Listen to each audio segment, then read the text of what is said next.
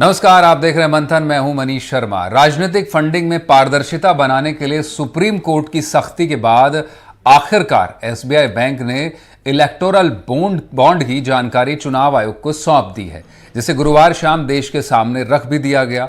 इसमें पता लगा है कि 12 अप्रैल 2019 से 11 जनवरी 2024 के बीच यानी कुल 58 महीनों में 16,518 करोड़ रुपए के बॉन्ड एसबीआई ने बेचे, जिसे 1,334 कंपनियों और निजी तौर पर लोगों ने खरीदा।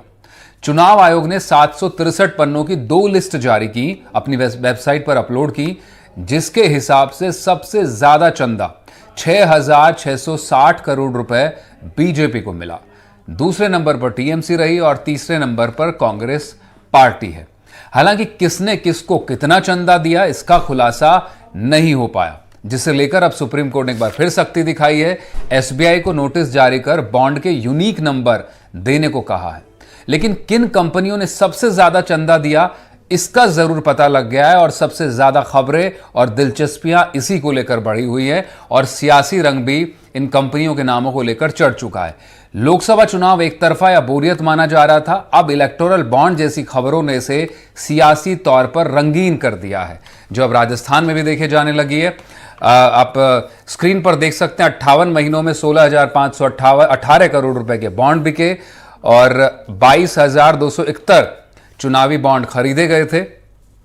चुनाव आयोग ने जारी किए 18,871 चुनावी बॉन्ड की जानकारियां दी है। वेबसाइट पर 763 पन्नों की 2 लिस्ट अपलोड की गई हैं, जिसमें ये जानकारी निकलकर सामने आई। राजस्थान कनेक्शन भी बॉन्ड का है। वेदांता लिमिटेड ने 300 से ज्यादा करोड़ रुपए के बॉन्ड खरीदे हैं, जो तेल गैस खोज और माइनिंग का काम करती है। राजस्थान में कारोबार फैला है वेदांता ग्रुप का, जिसके मालिक अनिल अग्रवाल हैं।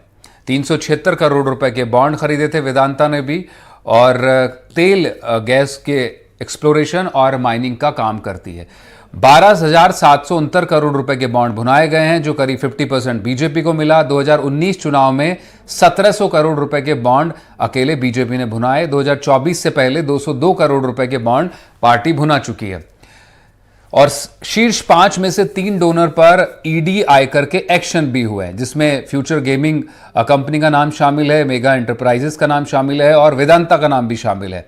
एक एक कर आप सिलसिले से स्क्रीन पर देख सकते हैं। फुल स्क्रीन भी आपको दिखाने की कोशिश करेंगे, ग्राफिक्स जिसके जरिए आप बेहतर ढंग से समझ पाएं इसको। आयकर के एक्शन, अप्रैल 2022 में कार्रवाई हुई, उसके 5 दिन बाद ही मेगा इंजीनियर ने चंदा खरीदा, यानी बॉन्ड्स खरीदे। अब सवाल जो है उनके जवाब चाहिए। सुप्रीम कोर्ट के आदेश पर एसबीआई ने बॉन्ड की जानकारी दी है, चुनाव आयोग ने वेबसाइट पर आंकड़े दे दिए हैं, लेकिन किसने किसको चंदा दिया ये नहीं पता है, कितना चंदा दिया ये नहीं मालूम है। अब सुप्रीम कोर्ट ने बैंक से यूनिक नंबर भी बॉन्ड्स का मांगा है। एसबीआई बैंक ने बॉन्ड की जानकारी दे दी है और चुनाव आयोग ने ये वेबसाइट पर अपलोड किए हैं। खास मेहमान हमारे साथ जुड़ेंगे बीजेपी कांग्रेस की तरफ से। बीजेपी से हमारे साथ आलोक वत्स साहब मौजूद होंगे, कई दफा आप एनडीटीवी पर उनको देख चुके हैं। राजेंद्र आर्य कांग्रेस के स्पोक्स पर्सन होंगे, जल्द रुक करेंगे, और कमल कुमार राजस्थान इलेक्शन वॉच के कन्वीनर भी हमारे साथ होंगे। और इस बीच राजस्थान में एक तरह से कहें कि सियासी रंग भी देखने को मिला है। उस पर अशोक गहलोत ने काफी सवाल खड़े किए हैं कि जो कंपनियां गैम्बलिंग में शामिल हैं उनको लेकर ट्वीट किया कि बीजेपी गैम्बलिंग करने वाली कंपनियों से भी पैसा लेती। इस पर बीजेपी ने जवाब दिया, घनश्याम तिवाड़ी ने उस पर पलटवार भी किया है। आपको बीजेपी का पक्ष भी सुनवा देते हैं कि आखिर जो आरोप लग रहे हैं उस पर क्या कहना है। जो घूसखोरी 2 नंबर से नीचे से लिया करते थे, पैसे देकर वोट लिया करते थे, नरसिंह राव जी की सरकार में लोकसभा में वोटों के बंडल फहराए गए थे, वो लोग मतलब छाजला तो राजस्थान में कहावत है कि छाजला तो बोले चलनी बोल रही है, जिसके 70 छेद निकले हुए हैं। ये कांग्रेस पार्टी जिसने कोटा परमिट सिस्टम लागू करके ब्लैक मनी के आधार पर काम किया, भारतीय जनता पार्टी की सरकार ने ये तय किया कि बैंकों के माध्यम से होगा, डायरेक्ट होगा, नाम होगा। और मैं ये भी बता दूं आपको, जितने प्रांतों में कांग्रेस की सरकार है या टीएमसी की सरकार है या डीएमके की सरकार है, उन सरकारों ने उन राज्यों में भारतीय जनता पार्टी से ज्यादा इलेक्ट्रोनिक बॉन्ड लिया है। इसलिए ये कहना गलत है। सारा काम पारदर्शिता के साथ और खुलेपन के साथ हुआ है। तो घनश्याम तिवाड़ी पार्टी की तरफ से कांग्रेस जो आरोप लगा रही है उस पर जवाब दे रहे थे। आलोक वत्स साहब का रुख करेंगे, बीजेपी से हमारे साथ मौजूद हैं। आलोक जी, स्वागत है एनडीटीवी पर जुड़ने के लिए। जो चुनाव अब से कुछ महीने पहले या कुछ दिनों पहले तक एक तरफा माना जा रहा था, बोरियत भरा माना जा रहा था। अक्सर कहा जा रहा था कि क्योंकि बीजेपी तो कह रही थी कि तीसरी बार मोदी सरकार और 400 पार 370 का आपने नारा दिया है, लेकिन इलेक्टोरल बॉन्ड जैसी जानकारियों ने अब इस सियासत को रंगीन कर दिया है लोकसभा चुनाव से पहले। मेरा सवाल आपसे ये होगा, जानकारियां सुप्रीम कोर्ट ने मांगी, एसबीआई ने दी, चुनाव आयोग ने सार्वजनिक कर दी। हालांकि किसको कितना, किसने चंदा दिया, यह जानकारी निकलकर आई नहीं है। सबसे ज्यादा आप ही की पार्टी को मिला है। आपको लगता है कि जो जानकारी ये आई है पब्लिक डोमेन में अपर्याप्त है? पूरी सच्चाई जनता के सामने आ जानी चाहिए। जब इतना ही पता लग गया है कि बीजेपी को सबसे ज्यादा डोनेशन मिला है, तो किसने किसको दिया? क्या हर्ज है अगर पता लगे आपकी पार्टी को किसने चंदा दिया या दूसरी पार्टियों को? देखिए मनीष जी, अब तो the cat is out of the bag. Absolutely. अब तो चीजें बाहर आ चुकी हैं और ये भी साबित हो चुका है कि सबसे ज्यादा चंदा हमारी भारतीय जनता पार्टी को मिला है, 6021 करोड़ रुपए के लगभग। और सेकंड में तृणमूल कांग्रेस है और थर्ड में कांग्रेस है। उसके बाद छोटी मोटी पार्टियां हैं और जिन स्रोतों से ये चंदा आया है उनके नाम भी उजागर हो चुके हैं। इसमें जो एक मेन बात उठ के सामने आई है कि ये यूनिक अल्फा न्यूमेरिक नंबर का खुलासा नहीं हुआ, जिसके लिए सुप्रीम कोर्ट ने 18 मार्च तक उसको खुलासा करने के लिए बोला है। उससे ये उजागर हो जाएगा कि किसने किसको कितना चंदा दिया, वो बड़ा अहम कड़ी है। और दूसरी जो चीज है कि जो इसमें से 30 डोनर थे जी, उनमें से जैसा पता लगा है कि करीब 18 या 14 डोनर ऐसे थे जिनके ऊपर कुछ कार्रवाई हुई थी गवर्नमेंट एजेंसियों के द्वारा जी। तो ये सब तहकीकात का मामला है कि इसका सच्चाई क्या है। लेकिन अब जब ये चीजें बाहर आ गई हैं तो इसकी सच्चाई भी बाहर आकर ही रहेगी। बहुत मामला तो हल हो जाएगा यूनिक अल्फा न्यूमेरिक नंबर के खुलासे के बाद। लेकिन जितनी पारदर्शिता बढ़ती गई है, अब लोगों को अपना अपना हर पार्टी को जवाब देना होगा कि साहब ये हमने चंदा लिया तो किस बिना पर लिया, कैसे लिया। और इसमें बहुत सी चीजों पर प्रश्न चिन्ह अगर उठेगी तो उस पर तहकीकात भी होगी, तहकीकात से भी पता लगेगा। और दूसरी चीज जो एक गैप है, जो सुप्रीम कोर्ट को 18,000 कुछ का फिगर मिला है और जो फिगर है दूसरा वो 20,000 कुछ का है। 22,000 से ज्यादा है जी। वो फिगर कहाँ गायब हो गया कि ये एसबीआई द्वारा ये खुलासा करने में? There are lot of points which needs to be investigated और तभी दूध का दूध पानी का पानी होगा। अभी ऐसे किसी पर उंगली उठाना ये जायज नहीं होगा। But in due course of time जब चीजें बाहर आएंगी, जिन जिन चीजों का मांग किया गया है सुप्रीम कोर्ट के द्वारा, तो आई एम श्योर कि चीजें काफी कुछ हद तक क्लियर हो जाएंगी।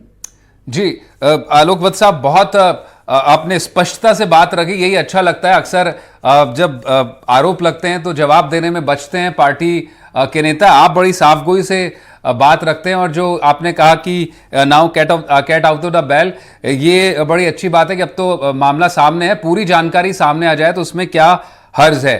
हमारे साथ कमल टाग भी इस वक्त मौजूद हैं, उनका रुख करेंगे। कन्वीनर हैं राजस्थान इलेक्शन वॉच के। कमल जी, जिस तरह से आलोक वत्स साहब कह रहे हैं, जो जानकारियां पब्लिक डोमेन में और मीडिया के जरिए अब पूरी जनता के सामने निर्वाचन विभाग की चुनाव आयोग की वेबसाइट पर भी है, आपको क्या लगता है, क्या बड़ा गैप अभी इस रिपोर्ट में है जो जनता को जानना चाहिए? हालांकि सुप्रीम कोर्ट ने नोटिस दे दिया एसबीआई को कि जो डेटा यूनिक नंबर है, अल्फा यूनिक जो नंबर है बॉन्ड का, वो दिया जाए ताकि इसके पूरे ट्रांजैक्शन को ट्रैक किया जा सके, किसको कितना मिला। कितना जरूरी है ये चीज जानना जनता के लिए लोकसभा चुनाव से पहले?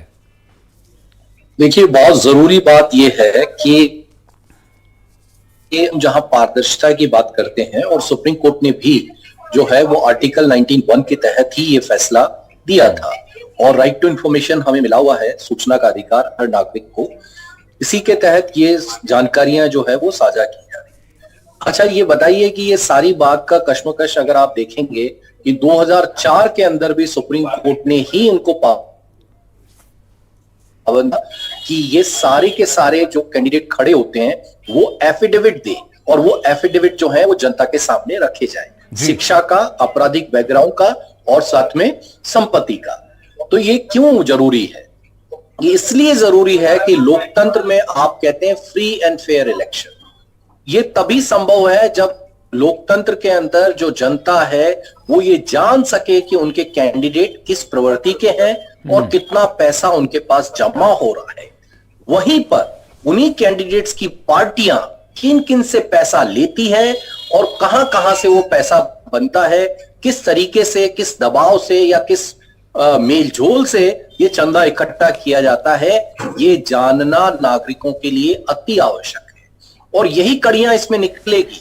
मुझे तो लगता है कि हो सकता है आने वाले समय के अंदर सुप्रीम कोर्ट के अंदर पब्लिक लिटिगेशन होगी, पीआईएल होगी, कि इसके ऊपर एक जांच बैठनी चाहिए कि जहां जहां पर अगर मान लीजिए सरकार ने ईडी का कोई मतलब जांच करी है या ईडी का नोटिस भेजा है, या मान लीजिए कोई पर्टिकुलर कंपनी है जिसको आपने, सरकार ने उनको कोई काम दिया है और उसके बाद बड़ा चंदा उस पार्टी को गया है, और ये बीजेपी के मामले में कई जगह पर दिख रहा है, स्टेट में भी हो सकता है।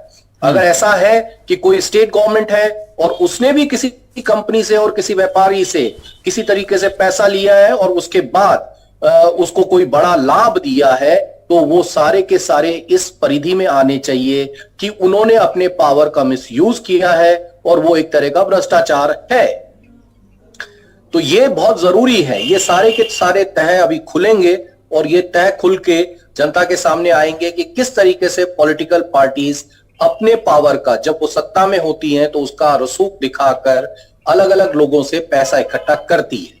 तो ये ट्रांसपेरेंसी एक हद से कह सकते हैं कि लोकतंत्र में जनता को ये जानने का और परखने का मौका देगी कि उनकी पार्टियां किस जगह पर खड़ी है।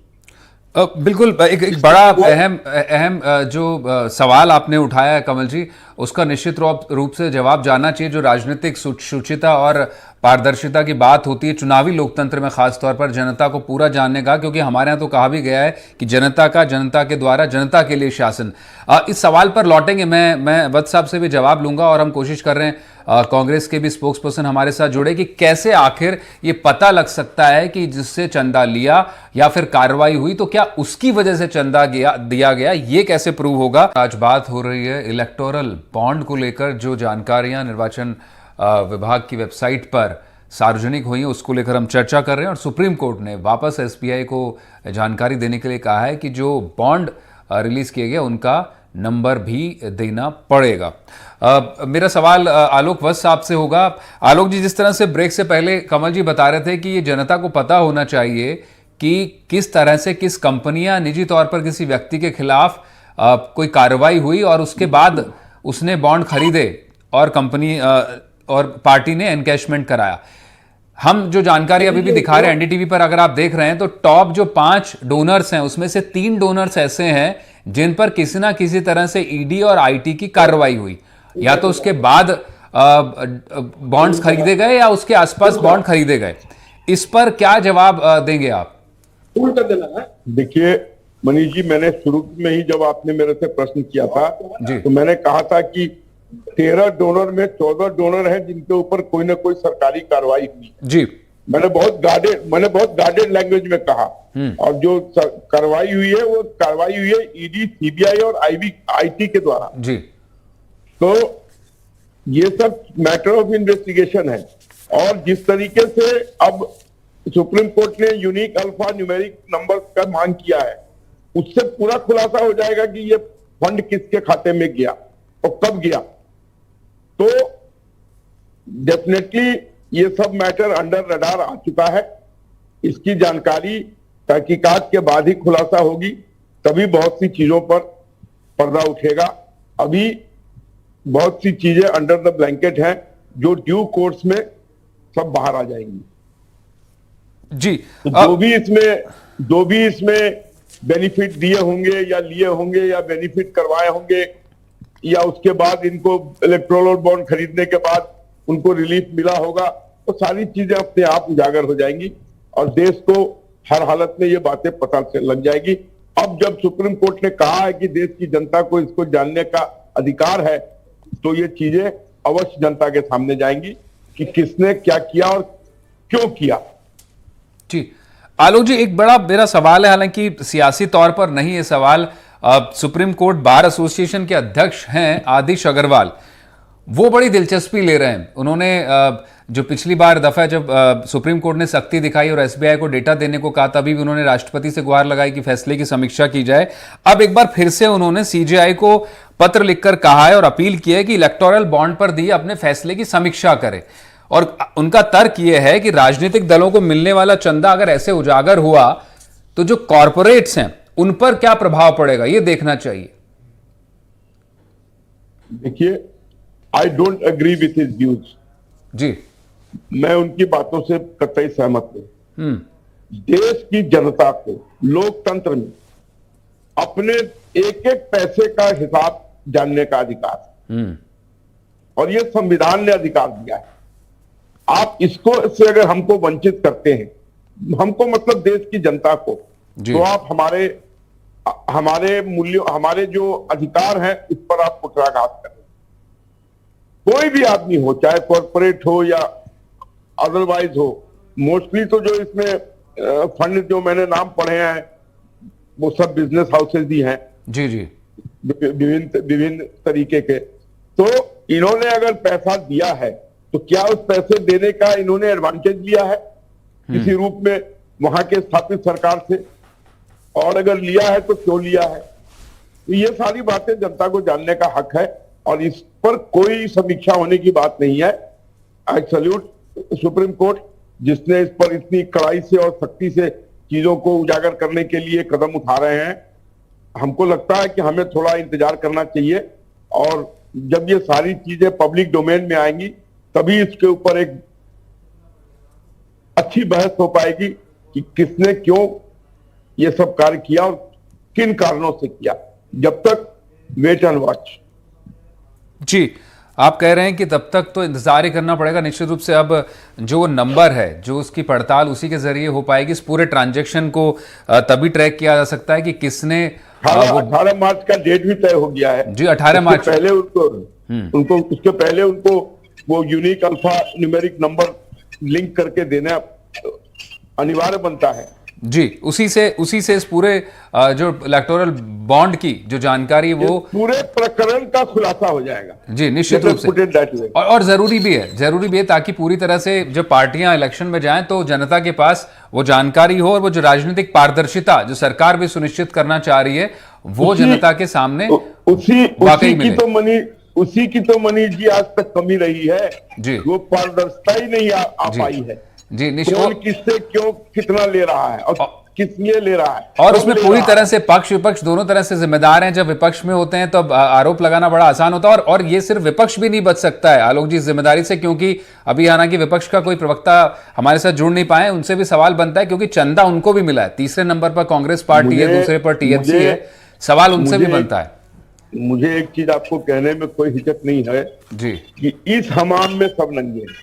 जी, बहुत कोई आदमी नहीं कह सकता मैं इससे यही बात है कि पार्टी कोई भी हो, जी कमल जी, पार्टी कोई हो, उसका मूल्यांकन जनता को करने का पूरा मौका मिलना चाहिए और इस तरह की पारदर्शिता उनका मूल्यांकन होगा। अभी आप साथ बैठे हैं बंसल जी, वो भी कह रहे हैं कि जनता ही तय करे, एक एक पैसे के बारे में जाने। ये बहुत जरूरी है। ये कानून बना था वो ही एक तरीके से गलत आधार पर बना था कि आप ये कहना चाहते हैं कि व्यापारी लोग जो हैं वो छुपके से पैसा दे दे। ऐसा क्यों चाहते हैं?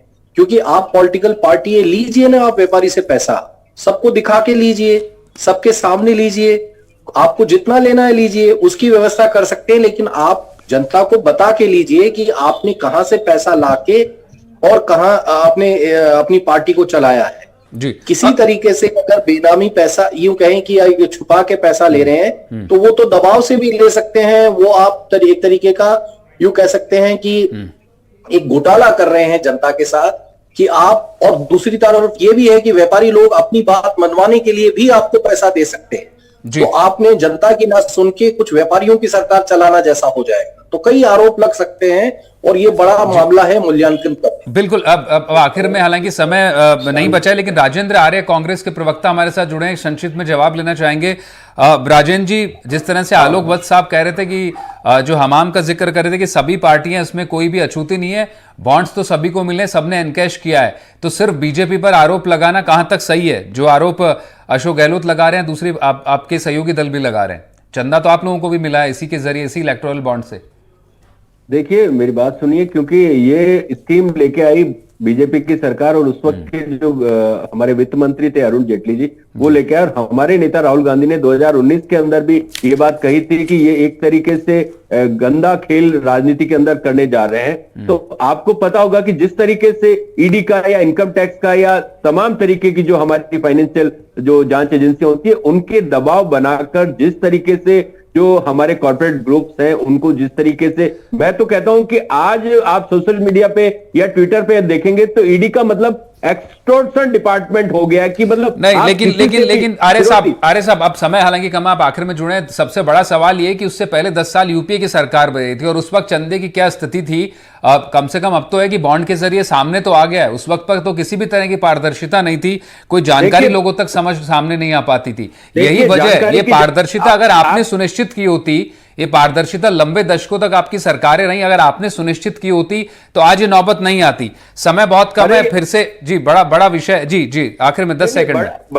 बड़ा और छोटा कोई विषय नहीं है, लेकिन आप सिर्फ ये समझिए ना कि जो पार्टी अपने आप को कहती है कि ना खाऊंगा ना खाने दूंगा, उन्होंने पूरा का पूरा पैसा मतलब जो देशद्रोही संस्थाएं उनसे पैसा लिया, आप चाइना से संबंधित संस्थाओं से पैसा लिया, जो हमारे युवाओं को बर्बाद कर रही है, जो गेमिंग की इंडस्ट्री चला रही है पैरेलल में, जो हमारा देश का युवा और छात्र बर्बाद हो गया, उससे हजारों करोड़ का चंदा लिया। तो आप समझिए ना, इनका चरित्र पता चल गया। और इन्होंने जो सुप्रीम कोर्ट में एसबीआई ने जो कहा कि हम 30 जून से पहले नहीं दे सकते, आज भी मैं कहना चाहता हूं एसबीआई को ज्यादा सख्त होना चाहिए और एसबीआई के जो सीएमडी है उनको गिरफ्तार करना चाहिए। जानकारी देनी पड़ेगी निश्चित रूप से। बहुत शुक्रिया आर्य साहब, आप जुड़े, कमल जी और वत्स साहब, बहुत बहुत शुक्रिया आपका। तो मंथन में फिलहाल इतना ही, बाकी तमाम खबरों के लिए आप जुड़े रहें NDTV राजस्थान के साथ। नमस्कार।